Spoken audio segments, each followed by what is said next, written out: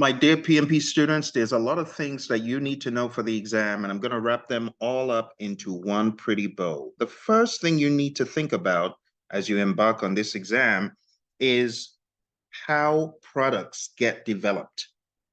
You could think about this as some sort of product development cycle of life.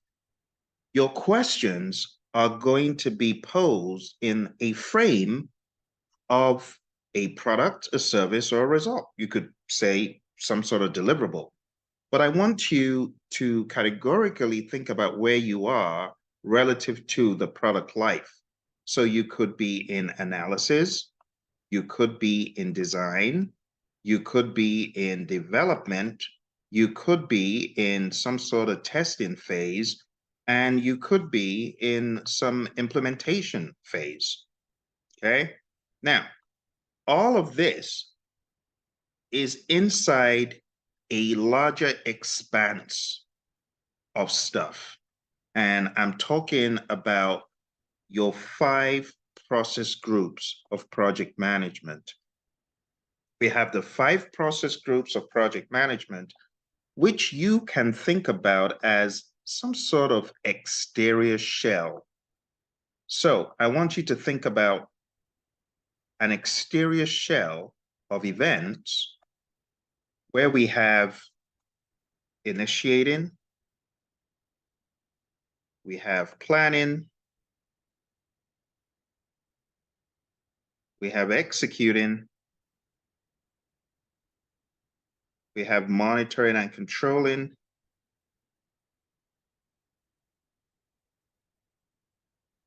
and of course, we have closing. So when you get a question, you need to ask yourself, where am I? Am I in initiating? Am I in planning? Am I in executing, monitoring, and controlling, or closing? Now, all of this stuff, we can look at this with a different bend. We can look at this as being a container for a lot of other things. So we're going to expand it. And then we're going to put inside here another view of the world. And that view of the world I want you to comprehend is the knowledge areas of project management. So while we have the big shell of the 5 process groups, as a project manager, you also have the perspective of areas of knowledge that your question on the exam could be posed from. So I want you to think about it like this. We also have a third layer where we identify your 10 areas of knowledge. So we have integration, scope, schedule, cost, quality, resources, communications, risk, procurement, and stakeholder management. And I'll just say stake. You kind of get it. Or stakeholder. So, as a student of this exam, your question to yourself always needs to be, where am I? Where am I? Where am I? Where am I in the grand scheme? Where am I as far as these process groups are concerned?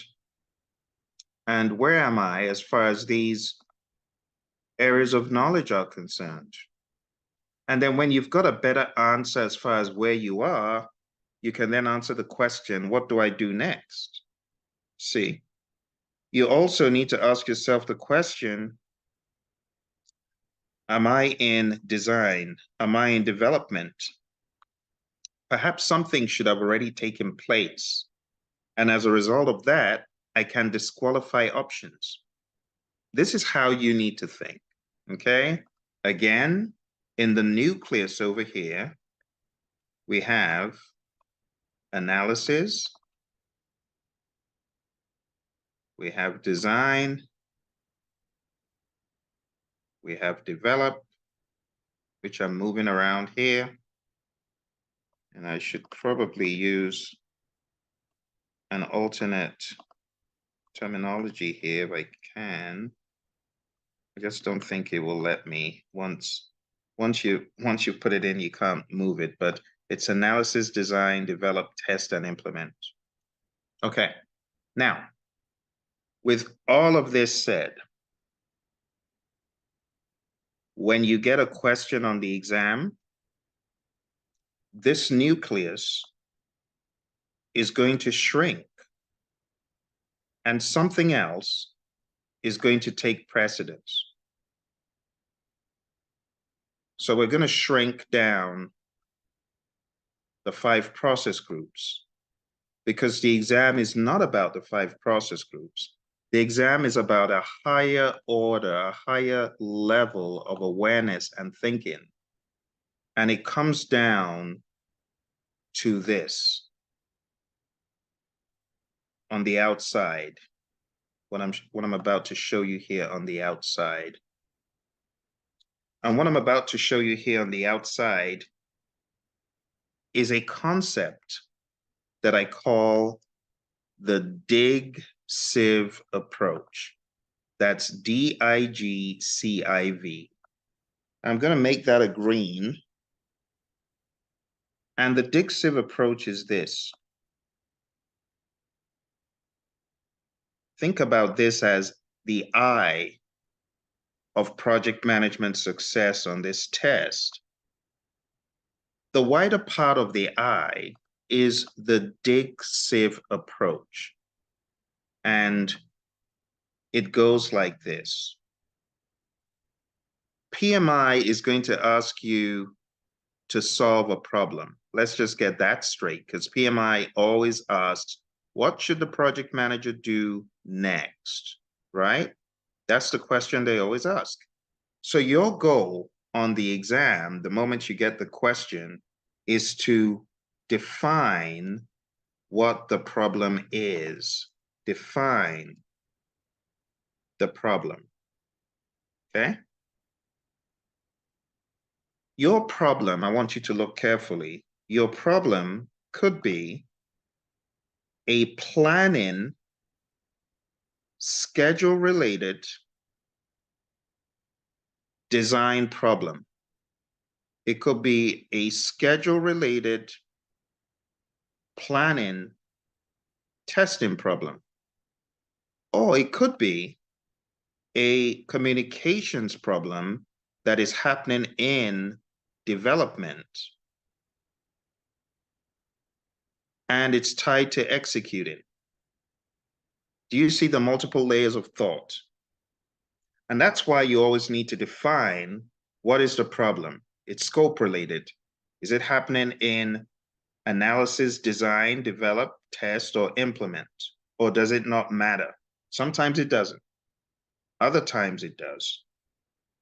So you always want to define the problem. Then you want to identify the root cause. Identify the root cause. Okay. Then you want to generate alternatives. So what are we saying here? Let's dig a little bit deeper. We're saying when you get questions on the PMP exam, you want to define what the problem is.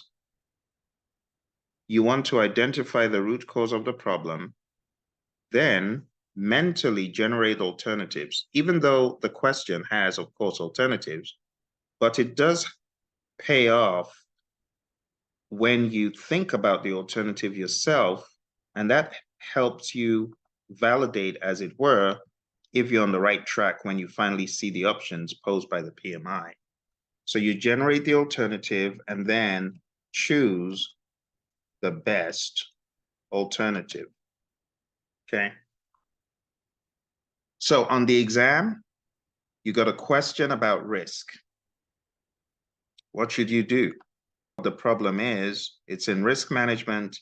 It's happening in the test phase, and it's happening in execute, right? Or it's happening as part of planning. It's relating to some sort of analysis, but it's risk related. You see how you have 4 layers of consciousness that you really need to hone in on for this exam. Of course, after you choose the best alternative, you would implement the alternative. So implement alternative.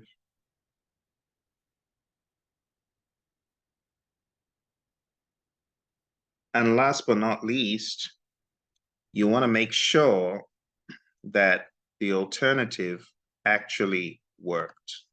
So ensure or verify solution effectiveness. And it's kind of like having a second check to make sure you're on the right path. Okay? This is a method you can use to answer questions on your exam. Okay? You have the layers of the process groups, the layers of the knowledge areas, the layers of a development lifecycle of sorts. Doesn't have to be software, it could be anything, right? And then you have the layer of consciousness of defining what the problem is. Now, there's a sub-step right over here. And this is where mentally, I'm going to make this orange because it's a sub-step. You can break down the problem into smaller chunks. Break down the problem into smaller chunks. So if you got a very large problem, you want to progressively break it down. The other thing you want to do to help you to identify the root cause is collect data. And sometimes the question itself has data buried. You need to extrapolate from what has been given. And this, my friends, is the eye of consciousness to help you answer questions on the exam. Go through this again, and the method is going to be ingrained in you. So always define what the problem is, identify the root cause, generate the alternatives, choose the best alternative, and go back and say, if I do this in my head, does it look right? Does it sound right? And then verify once again. Always do a check. Did that make sense? Is that really what happens? And then just remember, you're always going to be told, what do you do next? And to know what you do next, you need to understand, I have a problem. It's a schedule-related problem. It's in planning, or I have a schedule-related problem. It's in monitoring and controlling, and it pertains to the implement stage. Because you will hear the word implementation on some of the questions, and you need to know what implementation is. It's just finally installing that thing or transitioning it over to the end users. And implementation means you're going live. And that's how you need to think about this stuff. All right. I hope this help gave you some perspectives about how to answer questions on the PMP exam. There are many other videos where I've talked about these components, but now you got all of these components in one place together. And also remember to take time to understand the question before lunging straight into it. I wish you all the best in your prep. Bye for now, my friends. Don't forget to hit like, subscribe, and share.